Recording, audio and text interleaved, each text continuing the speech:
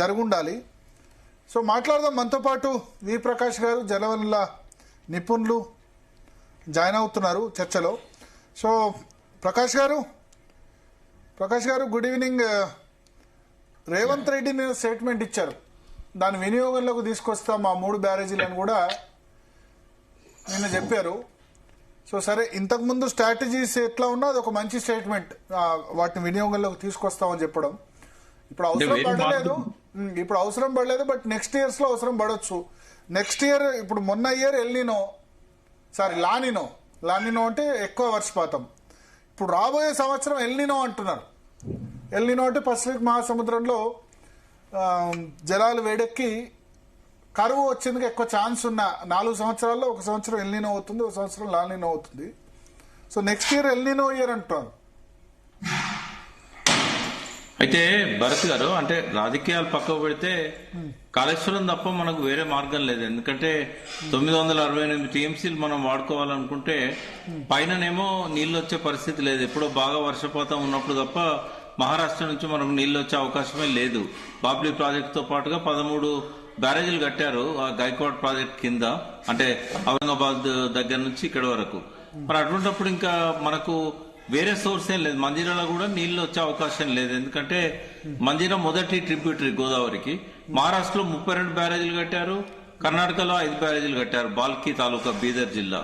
So ఇక మనకు అక్కడి నుంచి కూడా వచ్చే పరిస్థితి లేదు. ఎందుకంటే ఆ బ్యారేజీల దగ్గర 2 వైపులా కూడా పంపింగ్ చేయడం అనేది జరుగుతూ ఉంది. తర్వాత అసెంబ్లీలో కేసీఆర్ ఇచ్చిన ప్రజెంటేషన్ లో 400 పైన గోదావరి, అప్పర్ గోదావరి అంటాం మనం.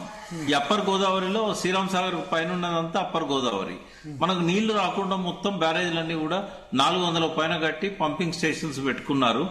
బాగా అతి వర్షం ఉంటే తప్ప రాదు మనకు అని చెప్పారు ఆయన.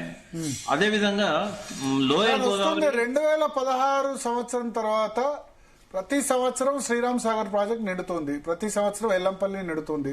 ఎల్లంపల్లి నుంచి యావరేజ్ గా 350 టీఎంసీలు కిందికి పోతున్నాయి. మనం గడిగడ్డ, అన్నారం, సుందిల్లా ఇవన్నీ లిఫ్ట్ చేసినా ఎల్లంపల్లికే లిఫ్ట్ చేయాలి. కానీ ఎల్లంపల్లి దగ్గర జూలై, ఆగస్టు నుంచే ప్రతిరోజు 2-3 టీఎంసీల వాటర్ అవైలబుల్ ఉంటున్నాయి. అంటే సరిపోదు మనకి. ఏంటంటే కడెము పైనుంచి బాగా వాటర్ రావడం వల్ల దట్టమైన అడవులలో ఆదిలాబాద్ అడవులు, తర్వాత కిన్విట్ అని మహారాష్ట్రకు సంబంధించిన అంత దూరం నుంచి కూడా దీని క్యాచ్మెంట్ ఏరియా ఉంది. 7 నదులు ఉంటాయి, 7 ఉపనదులు ఉంటాయి దాని కడెప్కి. అయితే అదొక్కటే మనకు ప్రతి సంవత్సరం ఓవర్ఫ్లో అయ్యే ప్రాజెక్టు గోదావరి మీద. ఇప్పుడు శ్రీరామ్ సాగర్ 16 నుంచి ఏం లేదు, మధ్య మధ్యలో డ్రై స్పెల్స్ ఉన్నాయి. 16 నుంచి ప్రతిసారి నిండకపోవడం అన్నది ఏ రోజు లేదు. ఓవర్ఫ్లో అనేది మీరు ఇప్పుడు ఉదాహరణకు వరద కాలువ ద్వారా మిడ్ మానేరుకు నీళ్లు వచ్చినట్టయితే ఈ కాళేశ్వరం దాకా ఉన్న పంపింగ్ స్టేషన్స్ ఏవి కూడా మనం వాడుకోవాల్సిన అవసరం లేదు. ఎందుకంటే మొట్టమొదటి ఆయకట్టు మనకు ఈ కాళేశ్వరం కింద మిడ్ మానేరు దగ్గరనే ఉంది. మిడ్ మానేరు కంటే దిగువన మనకు అప్ టు కాళేశ్వరం మేడిగడ్డ దాకా కూడా ఎక్కడ ఆయకట్టు లేదు. కొంత ఆయకట్టు ఇవ్వాలనుకున్నారు లిఫ్ట్ ఇరిగేషన్ ద్వారా. చెన్నూరు నియోజకవర్గానికి బాల్కసుమ అనే ఎఫర్ట్ పెట్టి 1,16,000 ఎకరాలకు నీళ్లు కావాలని అడిగిండు. అడ్మినిస్ట్రేటివ్ శాంక్షన్ అయింది కానీ గవర్నమెంట్ పోవడంతో పనులు మొదలు కాలేదు. కాబట్టి మనకు ఆయకట్టు లేదు. ఇక మిడ్ మానేరు దగ్గరనే ఆయకట్టు. మిడ్ మానేరు వరకు శ్రీరామ్ సాగర్ నిండితే ప్రతి సంవత్సరము మన కింద పంపులు ఆన్ చేయాల్సిన అవసరమే లేదు కదా, వరద కాలువ ద్వారా డైరెక్ట్ వస్తుంది. అయితే ఇంకోటి, ఎప్పుడు కూడా వాతావరణ శాఖ చెప్పినా లేకుంటే మాలాంటి వాళ్ళం చరిత్రను పరిశోధించినా కూడా 5 సంవత్సరాల్లో 2 సంవత్సరాలు కొంచెం బాగా వర్షాలు పడతాయి, 2 సంవత్సరాలు కరువు ఉంటుంది, 1 సంవత్సరం ప్లస్ ఆర్ మైనస్ ఉంటే కరువు. కానీ మనకు అదృష్టవశాత్తు 2015 నుంచి డ్రాట్ ఇయర్ లేదు. అదృష్టం కాదు, ఇది గ్లోబల్ వార్మింగ్. పైన కొన్ని మిగతా రాష్ట్రాల్లో ఉన్న తెలంగాణలో లేదు అంటారా నేను. అవునవును, అంటే ఇది మిగతా రాష్ట్రాల్లో ఉన్న పరిస్థితి, బట్ తెలంగాణలో 9 సంవత్సరాలుగా వర్షాలు అయితే మంచిగా పడుతున్నాయి. బట్ ఇది ఎప్పటికీ ఉంటుందని చెప్పడానికి లేదు.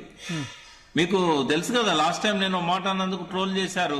ఈ సంవత్సరం వర్షాలు పడకపోతే తెలుస్తుంది ప్రజలకు అని అంటే వర్షాలు పడొద్దు అంటామని చెప్పి నన్ను ట్రోల్ చేశారు. అంటే వర్షాలు పడొద్దని కోరుకుంటారా అని అన్నారు, ఇదే షోలో అన్నారు,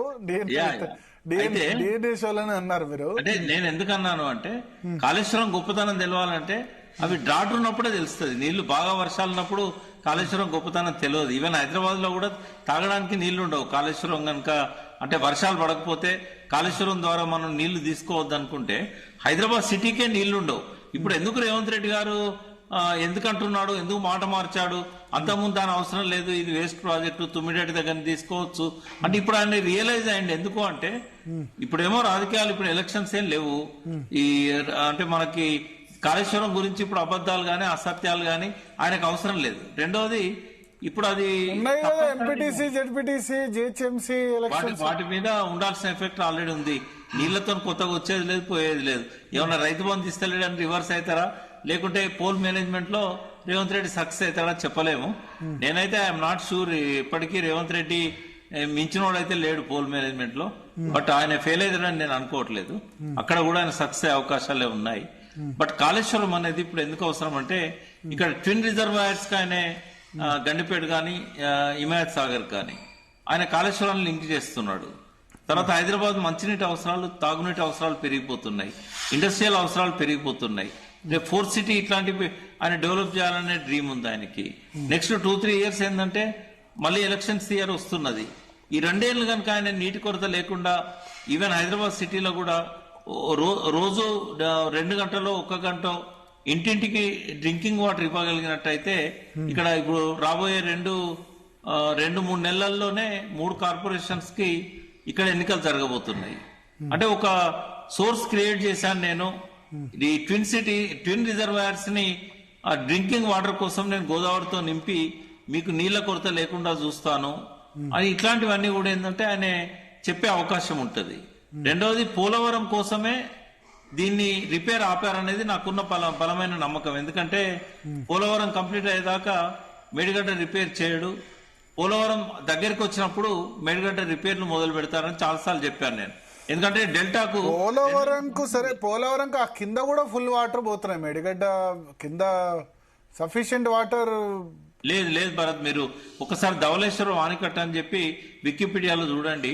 2019 తర్వాత మొన్న ఈ మేడిగడ్డ బ్రీచ్ సీలేరు ఇవన్నీ చాలా తక్కువ వాటర్. ఎందుకంటే అక్కడ 14 లక్షల ఎకరాలల్లో నాట్లు వేసుకుంటారు వాళ్ళు. రబీలో కూడా కొంచెం తక్కువ ఉంటది కానీ ఖరీఫ్ లో అయితే 14 లక్షల ఎకరాలు, రబీలో అయితే ఒక 10 లక్షల ఎకరాల దాకా వేసుకుంటారు. అయితే సరిపోను సీలేరు నుంచి రాదు, సోర్స్ లేదు దానికి. కాబట్టి శబరి వాటర్ కూడా కొద్ది రోజులు మాత్రమే వస్తుంది. వాళ్ళు మీరు వికీపీడియాలో ధవళేశ్వరం ఆనకట్టను చూస్తే దాదాపు 2019 నుంచి డెల్టా ఆయకట్టు నీటి కొరతను ఎదుర్కొని క్రాప్ హాలిడేస్ ఇస్తున్నదని మీకు కనబడుతుంది స్పష్టంగా. ఇది ప్రధాన కారణం. కాబట్టి ఇప్పుడు పోలవరం స్టోరేజీకి దగ్గరలో ఉంది. నేను అనుకుంటా ఇంకొక 1 year లో, మొన్న కూడా బడ్జెట్ శాంక్షన్ అయింది, మంచి సంబంధాలను చంద్రబాబు నాయుడు మోడీతో ఉన్నారు కాబట్టి పెద్ద మొత్తంలో డబ్బులు వస్తున్నాయి, పనులు కూడా చాలా వేగవంతమైనవి. కొట్టుకుపోయిన పారాపీట్ వాల్ కానీ ఇవన్నీ కూడా రిపేర్లు అవుతున్నాయి. కాబట్టి ఒక హోప్ వచ్చింది, అక్కడ మనకి ఇబ్బంది ఉండదు. వాళ్లకు చంద్రబాబు నాయుడు కూడా రేవంత్ రెడ్డి మీద ఒత్తిడి తెచ్చే అవకాశం ఉండదు. కాబట్టి ఇక రిపేర్లు స్టార్ట్ చేస్తే ఒక 1.5 year సాగదీస్తారు. ఎందుకంటే సిబిఐ ఎంక్వైరీ అంటారు, ఇవన్నీ గ్రౌండింగ్. ఒకటి మరి అప్రిషియేట్ చేయాల్సిందే కదా, మీరు రిపేర్ చేయాలి అన్నారు, ఇప్పుడు చేస్తాము. ఆ project is a continuous process, governance మేము దాని వినియోగంలోకి తీసుకొస్తామని చెప్పినప్పుడు మీరు మేమే చెప్పినాం, ఇది ప్రభుత్వ డబ్బు, కేసీఆర్ ఇంట్లోకి పెట్టలేదు, వాడు ఎల్ఎన్టీ వాడే చేస్తా అన్నాడు. చేస్తా అన్నప్పుడు ఎందుకు చేయించుకోవట్లేదు? మీకు ఎన్డీఎస్ఏ రిపోర్ట్ లో రాశారు సత్వరమే రిపేర్లు చేయమని. పీసీ ఘోష్ కూడా దాన్నే కోట్ చేశాడు. మీరు స్టార్ట్ చేయండి అని ఎన్నోసార్లు మనం రిక్వెస్ట్ చేశాం. ఇప్పుడు డెఫినెట్ గా అప్రిషియేట్ చేస్తాం. ఆయన ఒకటే డిమాండ్ ఏంటంటే 5-6 నెలల్లో పూర్తయ్యేదాన్ని మళ్ళీ ఏళ్ల కొద్ది చేయకూడదు. ఇప్పుడు ఇమ్మీడియట్ గా స్టార్ట్ చేసినట్టయితే మన కనీసము మే వరకు. Already tender expression of interest పిలిచారు కదా, ఎక్కడుంది ఆ ప్రాసెస్, మీకు ఏమైనా ఐడియా ఉందా? లేదు, అది ఆపేశారు. అంటే ఎక్స్ప్రెషన్ ఆఫ్ ఇంట్రెస్ట్ పిలిచారు, బట్ ఇదంతా కాలయాపన కోసమే. ఎందుకంటే ఎల్ఎన్టీ అతను చేస్తా అన్నప్పుడు మళ్ళీ ఎక్స్ప్రెషన్ ఆఫ్ ఇంట్రెస్ట్ ఎందుకు, మళ్ళీ అన్నారం సుందిల్లం దీనిలో తీసుకొచ్చి జాయిన్ చేయడం ఎందుకు? అసలు ఇప్పుడు ఇది క్లియర్, మేడిగడ్డది అన్నారం సుందిల్లో అసలు ప్రాబ్లం ఏం లేదా? సీపేజ్ చిన్న ప్రాబ్లమ్స్ ఉండే రిపేర్ చేశారు. సీపేజ్ అనేది ఎవర్ గ్రోయింగ్, అది ఎప్పటికీ ఉంటది. అది ఎవ్రీ వర్షాకాలం మనకు సీపేజ్ వస్తూనే ఉంటది, ప్రతి ఎండాకాలం దాన్ని రిపేర్ చేస్తూనే పోవాలి. సీపేజ్ అనేది కామన్. ఇప్పుడు నాగర్సార్లో గానీ, శ్రీశైలంలో గానీ, ఏ డ్యామ్ లో గానీ ప్రతి సంవత్సరం సీపేజ్ అనేది ఉంటూనే ఉంటది. అది మేజర్ ప్రాబ్లం కాదు అది. కానీ నేననేది ఏంటంటే దీన్ని తీసుకుపోయి దానికి కలిపి మీరు ఎక్స్ప్రెషన్ ఆఫ్ ఇంట్రెస్ట్ అంటే ఎవరు రారు. అట్లా కాకుండా ఎలాంటి వాళ్ళు చేస్తామన్నప్పుడు వాళ్ళకి హ్యాండ్ ఓవర్ చేయొచ్చు కదా. ఈ 3 PRలతో పాటు ఆ బ్లాక్ మొత్తాన్ని పునరుద్ధరించమని చెప్తే వాళ్ళు చేసేస్తారు. 500 కోట్లు పెట్టుకోవడానికి మేము సిద్ధంగా ఉన్నామని రాతపూర్వకంగా ఉత్తమ్ కుమార్ రెడ్డికి రాసిచ్చారు.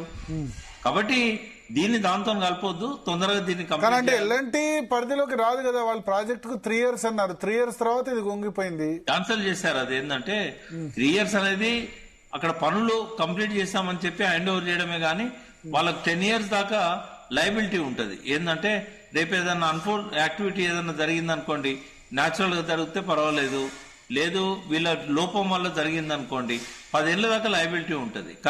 అది క్యాన్సిల్ కూడా చేశారు. వాళ్ళకు ఆ ఇచ్చిన వెంకటేశ్వర్లు గారు ఇచ్చిన నో అబ్జెక్షన్ సర్టిఫికేట్ క్యాన్సిల్ చేసింది ప్రభుత్వం. కాబట్టి ఎల్ఎన్టీ వాళ్ళు ముందుకు వచ్చారు, మేము రిపేర్ చేస్తాము అని అన్నప్పుడు మళ్ళీ ఎక్స్ప్రెషన్ ఆఫ్ ఇంట్రెస్ట్ ఎందుకు? ఎన్డీఎస్ఏ ఏం చెప్పిందంటే మీరు లోతుగా దీన్ని విశ్లేషించండి, భూభౌతిక శాస్త్రవేత్తలతోని ఏమన్నా లోపం ఉంటే మళ్ళీ రిపేర్ చేసినా కూడా మళ్ళీ డ్యామేజ్ అవుతుంది, మీరు అది చేయండి అన్నది. అది ఒక్కటి చేసి ఎలాంటి వాళ్ళకు అప్పచెప్పేస్తే వాళ్ళు చేసేవాళ్ళు. ఇప్పటికైనా అదే చేయాలి, ఎందుకంటే మళ్ళీ ప్రజల మీద. ఇప్పుడు బ్రేకింగ్ న్యూస్ అంటుంది ఏంటంటే హైదరాబాద్ మెట్రోను ఎల్ఎన్టీ నుంచి పూర్తిగా స్వాధీనం చేసుకోవాలని కేబినెట్ నిర్ణయం తీసుకుందట. అంటే ఇది కూడా ఎల్ఎన్టీకి సంబంధించిందే. ఇప్పుడు 14,000 కోట్లు ఎక్కడైతే భారత్, ఇప్పుడు ఏమైందంటే అక్కడ నేనేమి దాచుకోను, ఉన్నది ఉన్నట్టుగా కుండబద్దలు కొట్టినట్టు చెప్తా.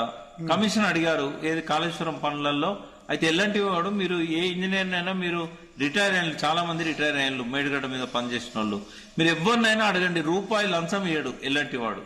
ఇక్కడే కాదు, మీరు మెట్రో వర్క్ లో కూడా అడగండి, ఎక్కడ కూడా దేశంలో ఎల్ఎన్టీ వాడి దగ్గర 1 రూపాయి తీసుకున్న ఇంజనీర్ లేడు. ఏదో కట్టించుకుంటారు బిల్డింగ్స్ అది ఇది అంటారు, పార్టీ ఆఫీస్ ఎక్కడ రూపాయి.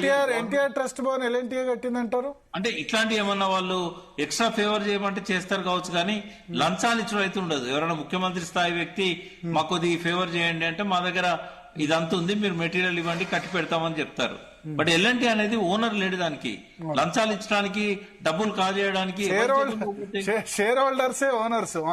అదే షేర్ హోల్డర్స్ అంటే ఎట్లుంటదంటే మొదటి నుంచి లాయల్ గా ఉన్న వాళ్ళంతా అందులో ఉన్నారు, మనము ఆ తరం వాళ్ళు వాళ్ళ వారసులు. కాబట్టి ఎల్ఎన్టీ అనేది నాకు తెలిసినంత వరకు, నేను చాలా మంది ఇరిగేషన్ డిపార్ట్మెంట్ లో నేను 6 సంవత్సరాల పైన నేను చైర్మన్ ఉన్నప్పుడు ఎంతో మందిని అడిగినాను, అంటే ఎల్ఎన్టీ నుంచి రూపాయి రాస్తారని చెప్పారు. ఎల్ఎన్టీ వాడు అయితే గవర్నమెంట్ లో ఉన్న పెద్దలు కొందరు మనకు కరెక్ట్ గా ఎవరు అడిగారనేది తెలియదు, కానీ ఎల్ఎన్టీ వాళ్ళని డబ్బులు డిమాండ్ చేస్తే వాళ్ళు ఇది కూడా మాకు అవసరం లేదు, మెట్రో మీరే ఉంచుకోండి, మాకు ఆ పెట్టిన డబ్బులు ఇవ్వండి అని చెప్పి 14,000 కోట్లకు అసెట్స్ ఏదో సబ్జెక్ట్ టు కరెక్షన్ 14,000 కోట్లు అయిందని చెప్పారు. బట్ అది ఇంతవరకు ఆ డబ్బులు పే చేసే పరిస్థితి లేదు రేవంత్ రెడ్డి గారికి. 9,000 కోట్లు పెన్షన్ దారులకే ఇవ్వట్లేదు కదా. ఇప్పుడు దాని మీద సుప్రీంకోర్టు దాకా పిటిషన్లు పడ్డాయి, రోజు కంటెంప్ట్స్ అవుతున్నాయి రామకృష్ణరావు గారి మీద. బట్ దానికే ఆయన ముందుకు రానప్పుడు ఎల్ఎన్టీ వాళ్ళకు 14,000 కోట్లు ఇచ్చి ఎక్కడ తెగతెంపులు చేసుకుంటాడు? కొత్త లైన్లు ఎట్లొస్తాయి? ఇప్పుడు గవర్నమెంట్ ఆఫ్ ఇండియా వాళ్ళ షేర్ అమౌంట్ వాళ్ళు ఇస్తామన్నా కూడా ఇట్లాంటి సంస్థలను ఇట్లా చేసినప్పుడు ఇంకెవరు వచ్చి మనకు మళ్ళీ ఈ ఎక్స్ట్రా ఏవైతే 2 రూట్లు ఆయన ప్లాన్ చేశాడో రేవంత్ రెడ్డి, అవి ఎప్పుడు మొదలు కావాలి, ఎప్పుడు పూర్తి కావాలి? బట్ ఇప్పుడు మీరు అన్నారు తుమ్మిడిహెట్టి ప్రాజెక్ట్ మరి లేనట్టేనా? దీన్ని వినియోగంలోకి తీసుకొస్తున్నారంటే తుమ్మిడిహెట్టి లేనట్టేనా? మీరు ఛాలెంజ్ చేశారు, నేను ఇండియాలో ఉండా తుమ్మిడిహెట్టి కడితే అంటే. ఇండియాలో ఉండా అన్నారా? అది సాధ్యం కాదండి. మొన్న ఫడ్నవీస్ కూడా అదేనా మీరు చేసే ఛాలెంజ్ అంతేనా? ఇండియాలో ఎగ్జాక్ట్లీ దేశంలోనే ఉండను రాను అని చెప్పాను నేను, తుమ్మిడిహట్టి అనేది పూర్తి అయితే. ఎందుకంటే సాధ్యం కాదు అది. సాధ్యమైతే కేసీఆర్ ఎంత తనలాడి ఎన్నిసార్లు పోయిండు, హరీష్ రావు గారు ఎన్నిసార్లు పోయిండు. మీరు ప్రణాళిక చూడండి, టిఆర్ఎస్ ప్రణాళిక. అప్పుడు నేను కూడా వన్ ఆఫ్ ది రైటర్ ని, మన ఆథర్ని. ఒక మాట ఇక్కడ, ఇప్పుడు భూసేకరణ చాలా ఈజీ, డైరెక్ట్ గా రైతులకు ఇచ్చి చేస్తారు. ఒక ఎంతో 200 ఎకరాలు 300 ఎకరాలు మునుగుతుంది అన్నారు. 5 లక్షలు ఉంటే 50 లక్షలు ఇస్తుంది రాష్ట్ర ప్రభుత్వం. అది మునగడం ఒక మాట. అక్కడ మునగడం విషయంలో ఒక హెడేక్ ఏమొచ్చిందంటే ఫడ్నవీస్ దానికి వ్యతిరేకంగా పోరాడి అరెస్ట్ అయ్యి ఆ ప్రజల మద్దతుతో గెలిచి ముఖ్యమంత్రి అయ్యాడు. కాబట్టి ఇది నాకు ప్రెస్టేజ్ సమస్య అని ఇంటర్నల్ గా చెప్పాడు ఆయన. ఓపెన్ గా కూడా ప్రెస్ లో చెప్పాడు, నేను దీనికి వ్యతిరేకంగా జైలు కూడా పోయినాను అని. రెండవ పాయింట్ ఏంటంటే అది టెక్నికల్ గా ఫీజిబుల్ కాదు. టెక్నికల్ గా ఏంటంటే అది ఆ షేప్ ఏదైతే వస్తుందో వై జంక్షన్ లాగా ఉంటది అక్కడ. మనకు వేన్గంగా ఇటు సైడ్ నుంచి వచ్చే వార్దా, ఇది ఒక వై జంక్షన్ లాగా ఉంటది. బ్యారేజీలు ఎప్పుడు హారిజంటల్ ఉంటాయి తప్ప వై షేప్ లో ఉండవు. సో పైన బ్యారేజ్ కొంచెం పైకి పోయి కట్టాలి అనుకున్నారు. అప్పుడేమైందంటే ఈ 152 హైట్ లో అక్కడ ప్రజలు ఒప్పుకోలేదు. అది డబ్బు సమస్య కాదు. కేసీఆర్ గారు ఆయన ఏమన్నాడంటే ఎంతన్నా ఖర్చు కానీ మేము డబ్బులు ఇస్తామని చెప్పాడు ఓపెన్ గా. బట్ ఇక్కడ సమస్య ఏంటంటే ఒకటి ప్రెస్టేజ్ సమస్య, రెండవది ఆ షేప్ ఏదైతున్నదో టెక్నికల్ గా ఫీజిబుల్ కాదనేది, మూడవది అక్కడ పనులు జరగాలంటే ఆ శాంక్చురీలో పర్మిషన్ తీసుకోవాలి. శాంక్చురీలో దాదాపు 200-300 ఎకరాలని అది ఒడ్డును ఆనుకొని ఉన్నది. ఇటు సైడ్ ప్రాణహిత ఒడ్డుకుంటది ఎల్ షేప్ లో, అటు సైడ్ ఏమో వేన్గంగ ఒడ్డును ఆనుకొని ఉంటది. కాబట్టి శాంక్చురీలో 1 ఎకరం వేయడానికి కూడా ఆ మహారాష్ట్ర వైల్డ్ లైఫ్ కానీ కేంద్ర వైల్డ్ లైఫ్ కానీ ఫైనల్ గా సుప్రీంకోర్టు కానీ అనుమతులు ఇవ్వరు. సుప్రీంకోర్టు తన దగ్గర పెట్టుకున్నది, వైల్డ్ లైఫ్ డిస్టర్బ్ చేస్తాను వీళ్ళని చెప్పి ఈ పవర్ మా దగ్గరే ఉంటది, మీ రాష్ట్ర ప్రభుత్వాలు కేంద్ర ప్రభుత్వాలు అనుమతి ఇచ్చినా కూడా మేం క్లియరెన్స్ ఇచ్చేదాకా దాన్ని కన్సిడర్ చేయకూడదని చెప్పి సుప్రీంకోర్టు రూలింగ్ ఉంది. ఇవి సుప్రీంకోర్టు క్లియరెన్స్ కావాలి దానికి. కాబట్టి ఇవన్నీ సాధ్యం కావనే కేసీఆర్ గారు ఏం చేశారు, కాలయాపన జరుగుతుంది మనం ఆల్టర్నేట్ పోదామని చెప్పి ఫడ్నవీస్ గారి అనుమతితోనే 100 మీటర్ల ఎత్తుతో, ఇంకా ఆయన ఎక్కువ పెట్టుకోమని కూడా చెప్పాడు కానీ సబ్మర్జెన్స్ ఉంటుంది మాకు అవసరం లేదని చెప్పి 100 మీటర్ల ఎత్తుతో చేశాడు ఆయన. ఇంకోటి ఏంటంటే ఇక్కడైనా 2 లేదా 3 పంప్ సెట్లు అవసరమే, అక్కడైనా కూడా 2 లేదా 3 పంప్ సెట్లు అవసరమే. ఇంకో 100 టీఎంసీలు ఎక్కువ దొరుకుతుంది అక్కడ. కాబట్టి ఏ రకంగా చూసినా కూడా మనకు నీళ్లు చాలా ఎక్కువ అవసరం అవుతాయి. రాజశేఖర రెడ్డి గారు అనుకున్నట్టుగా 160 టీఎంసీతోని మన నీడ్స్ అనేటివి ఫుల్ఫిల్ కావు. ఇప్పుడు శ్రీరామ్ సాగర్ సింగూర్ దాకా నిజాం సాగర్ దాకా స్టెబిలైజ్ చేయాలని అనుకున్నప్పుడు కొత్త ఆయకట్టుతో పాటు పాత ఆయకట్టు కూడా దాదాపుగా 45 లక్షల ఎకరాలు కేసీఆర్ గారు ప్లాన్ చేశారు. అందుకని మనకు కిందికి పోవాల్సి వచ్చింది.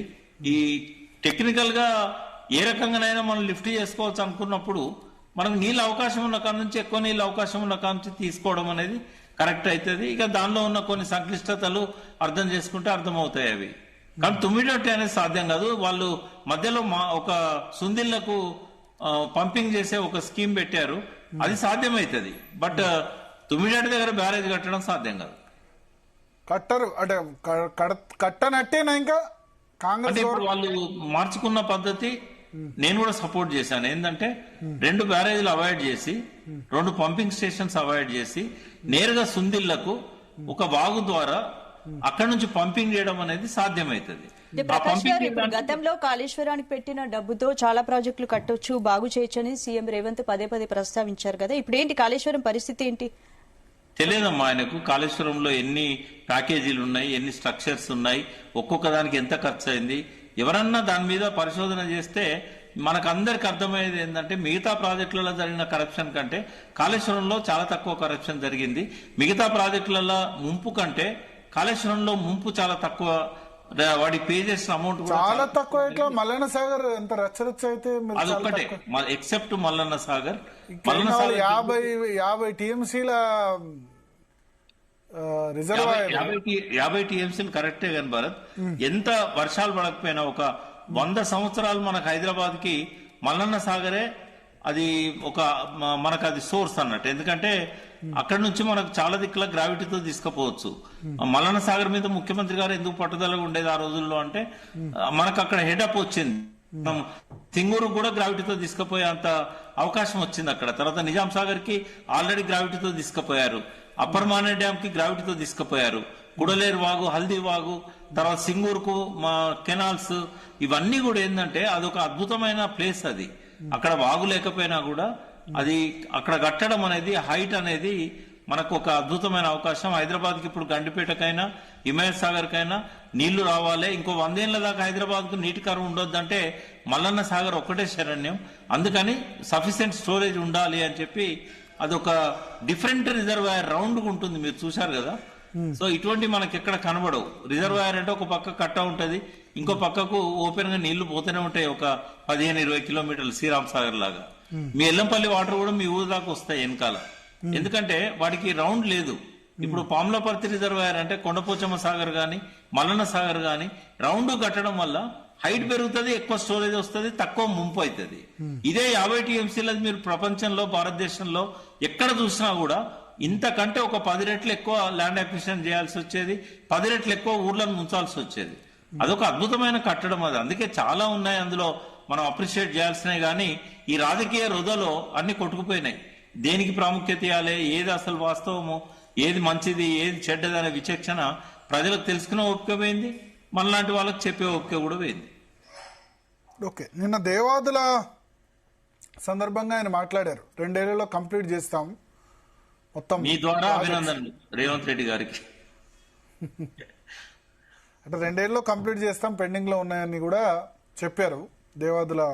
చేయాల్సి వస్తుంది, ఎందుకంటే డ్రాట్ వచ్చిందంటే చాలా ప్రాబ్లం అయితే హైదరాబాద్ కూడా మంచినీళ్ళు ఉండవు, కాబట్టి తప్పనిసరిగా రాదని అనుకుంటున్నాను నేను. అట్లా ఉండదు భరత్ గారు, ఎందుకంటే గ్లోబల్ వార్మింగ్ వల్ల మనకి వర్షాలు పడుతున్నాయి తప్ప న్యాచురల్ సైకిల్ కాదు ఇది. అంటే డ్రాట్ వచ్చినా నేను డ్రాట్ వర్షాలు తక్కువ పడవచ్చు, కానీ ఇప్పుడున్న ఎగ్జిస్టింగ్ సిస్టమ్స్ అంటే ఎల్లంపల్లి నుంచి సరిపోతుంది.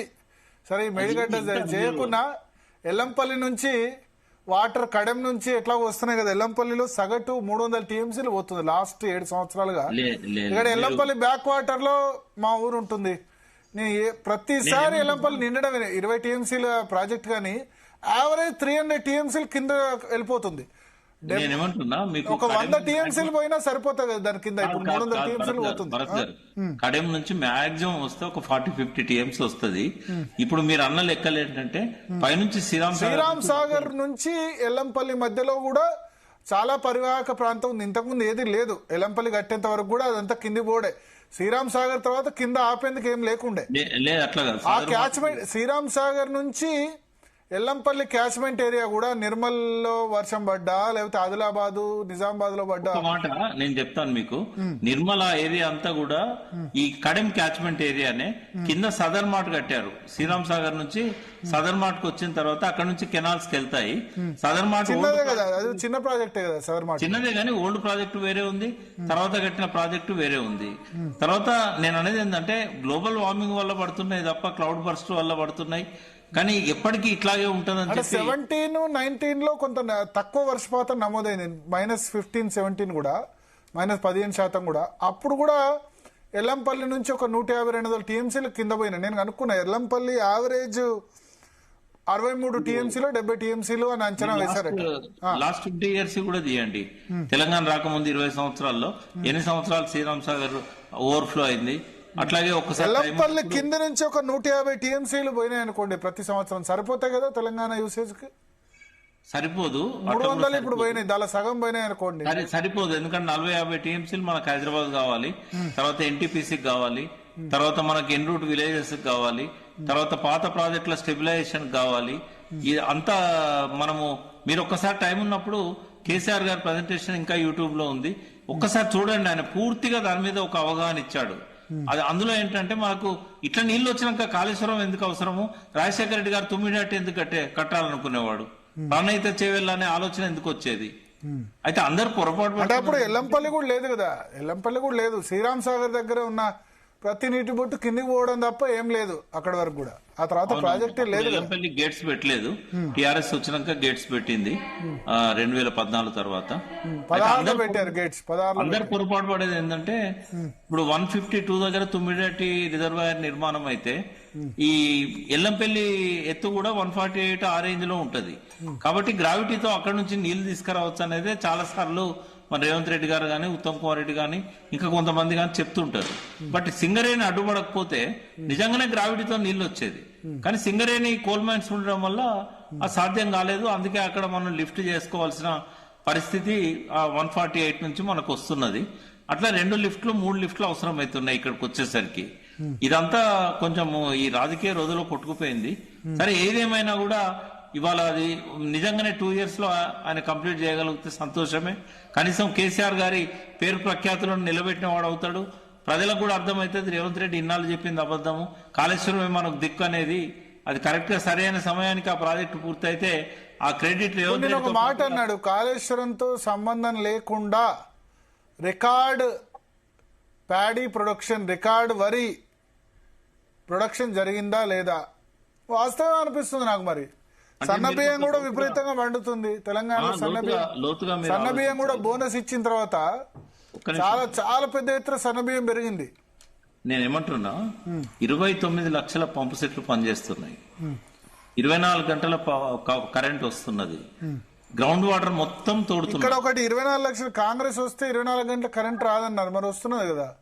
అంటే నేను ఇనిషియల్ గా అంటే ఇవన్నీ అప్పుడే ఏర్పడ్డాయి. ఈ లోపల కొన్ని పవర్ ప్రాజెక్ట్స్ పూర్తయినాయి. అయితే అంత సోలార్ గానీ ఇవన్నీ కూడా కొంత అదనంగా అందుబాటులోకి వచ్చింది. మనకేంటంటే కేసీఆర్ గారి పీరియడ్ లోనే 24 గంటలు కరెంట్ ఇవ్వగలిగాడు. ఏదో కొద్దిగా పర్చేజ్ ఛత్తీస్గఢ్ నుంచి చేసినా కూడా అది కంపల్సరీ చేయాలి కాబట్టి చేశారు. అప్పటికే దాదాపుగా పవర్ సర్ప్లస్ వైపుగా మన రాష్ట్రం పోతున్నది. ఇంకా మనకు ఆచరణలో రావాల్సిన పవర్ ప్రాజెక్ట్స్ ఇంకా ఉన్నాయి. ఎన్టీపీసీ నుంచి 4000 మెగావాట్స్ కావచ్చు, ఈ దామరచెర్లది యాదాద్రి పవర్ ప్లాంట్, ఇట్లాంటివన్నీ కూడా అందుబాటులోకి వస్తున్నాయి. కాబట్టి ఇప్పుడు సాధ్యమవుతుంది. రేవంత్ రెడ్డి గారు వచ్చిన కొత్తలో ఎందుకు సాధ్యం కాలేదంటే అనుభవం ఉన్న స్టాఫ్ అంతా తీసేసి డిపార్ట్మెంట్ వాళ్ళని తీసేసి ఐఏఎస్ లను పెట్టాడు. బ్యూరోక్రాట్లను పెట్టే వరకు వాళ్ళు మేనేజ్ చేయడంలో కొంత విఫలమైనలు. బట్ 24 గంటల పవర్ సప్లైకి కావాల్సిన సోర్స్ అయితే కేసీఆర్ గారి పీరియడ్ లోనే దాదాపుగా పూర్తయింది. ఇప్పుడు మిగతా ఆయన పూర్తి చేస్తున్నాడు కాబట్టి అది మనకు సమస్యే కాదు రాబోయే రోజుల్లో. బట్ గ్రౌండ్ వాటర్ అనేది అప్పుడేమో రీఛార్జ్ చేయడానికి మేమంతా కష్టపడ్డాం. నేనే చైర్మన్ ఉన్నాను. దాదాపు 1600 గ్రామాలు డార్క్ ఏరియాస్ గా డిక్లేర్ అయినాయి. 300-400 గ్రామాలు ఇవి ఏది మన సెమీ క్రిటికల్ గా డిక్లేర్ చేసి 3000 గ్రామాల దాకా క్రిటికల్ సెమీ క్రిటికల్ అని డిక్లేర్ చేశారు. 500 పైన వాటర్ షెడ్లల్లో 4/3 వంతులు 500 ఫీట్లు 600 ఫీట్లు పోయినా కూడా నీళ్లు పడని పరిస్థితి ఉండేది. అయితే కంప్లీట్ రివర్స్ అయింది. మిషన్ కాకతీయ చెరువుల పూడిక తీయడం కావచ్చు, లేకుంటే ఎక్కడికక్కడ చెక్ డ్యామ్స్ కట్టడం కావచ్చు, ఇట్లాంటి వర్షపాతం కూడా మీరు అన్నట్టు 2016 నుంచి మంచి వర్షపాతం రావడం వల్ల కావచ్చు, ఇవన్నీ కూడా గ్రౌండ్ వాటర్ ను బాగా రైజ్ చేశాయి. దేశంలోనే మొట్టమొదటిసారి స్వాతంత్రం వచ్చిన తర్వాత ఇంత పెద్ద ఎత్తున గ్రౌండ్ వాటర్ రీఛార్జ్ కావడం అనేది దేశంలో ఎక్కడ జరగలేదు. కాబట్టి ఆ సోర్సెస్ ఉన్నాయి. కాబట్టి 2 సంవత్సరాలు కూడా వర్షాలు బాగా పడ్డాయి లాస్ట్ 2 years. కాబట్టి పంట పండింది. బట్ రేవంత్ రెడ్డి కొత్తగా ఏదైనా ప్రాజెక్టు కట్టిండా 2 ఏళ్లలో? ఇంత పంట పండడానికి రేవంత్ రెడ్డి చేసిన అదనపు ఖర్చు ఏమన్నా ఉన్నదా? ఏం చేస్తే మరి ఇంత పంట పండింది వర్షాలు పడకపోయినా? అది కూడా మీరు ఆలోచించాలి. శరత్ గారు